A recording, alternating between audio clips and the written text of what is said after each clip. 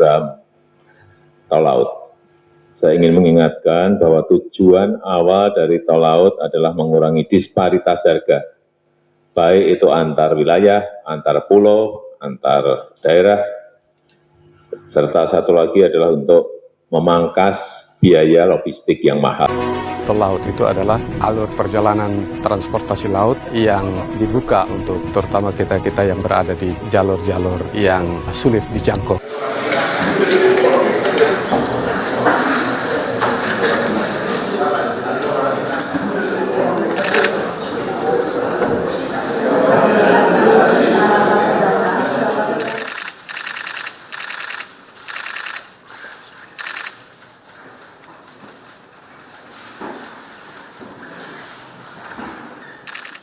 Siang hari ini akan dibahas mengenai akselerasi program tol laut.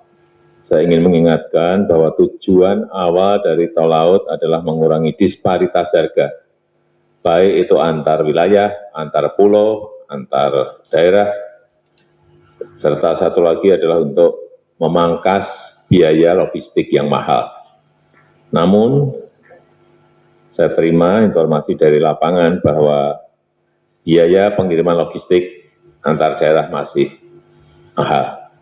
Ini contohnya biaya pengiriman dari Jakarta ke Padang, dari Jakarta ke Medan, Jakarta ke Banjarmasin, Jakarta ke Makassar, jauh lebih mahal dibandingkan biaya pengiriman dari Jakarta ke Singapura, Jakarta ke Hong Kong, Jakarta ke Bangkok, dan Jakarta ke Shanghai.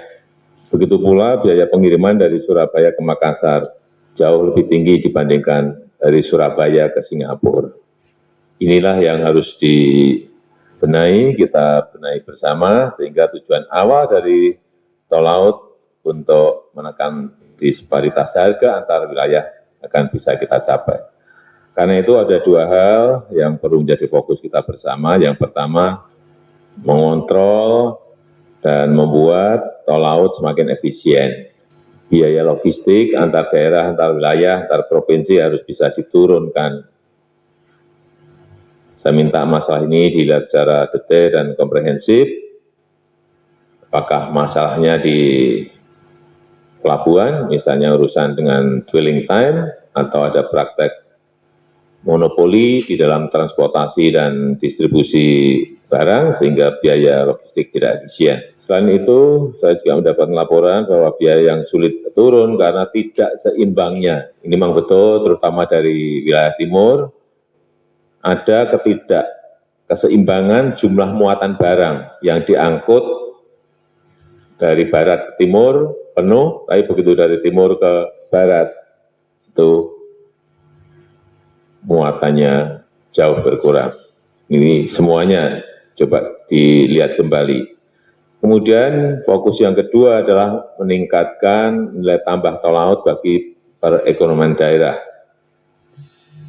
Di sini saya mencatat bahwa transportasi laut hanya menyumbang 0,3%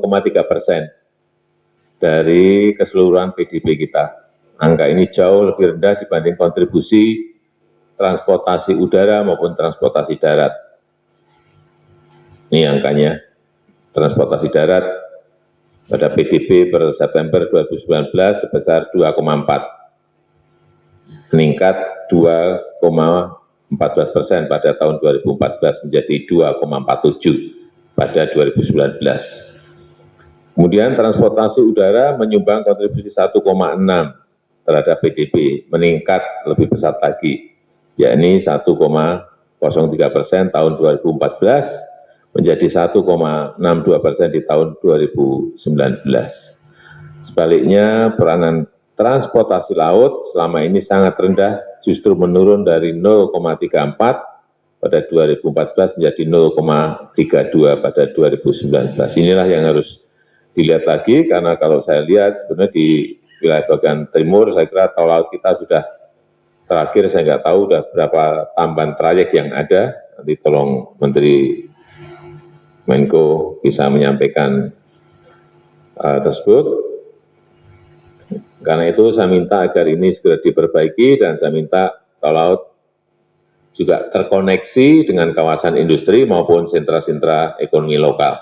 Saya juga minta pemerintah daerah, BUMD, terlibat dalam pengembangan dan pemanfaatan tol laut ini sehingga memiliki dampak yang positif terhadap ekonomi lokal.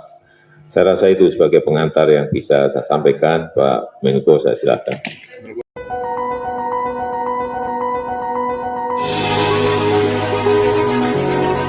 Tol laut itu adalah alur perjalanan transportasi laut yang dibuka untuk terutama kita-kita yang berada di jalur-jalur yang sulit dijangkau. Dengan adanya tol laut artinya barang masuk keluar itu lancar. Maka dengan kehadiran tol laut, maka ada lapangan kerja yang terbuka. Sebelum adanya tol laut itu sembako sangat mahal. Tetapi dengan adanya tol laut, harga sudah bisa menurun 10-20%. Dengan tol laut, pemerataan ekonomi akan tercapai. Laut akan menjadi sumber kejayaan dan sumber kemajuan Indonesia abad 21.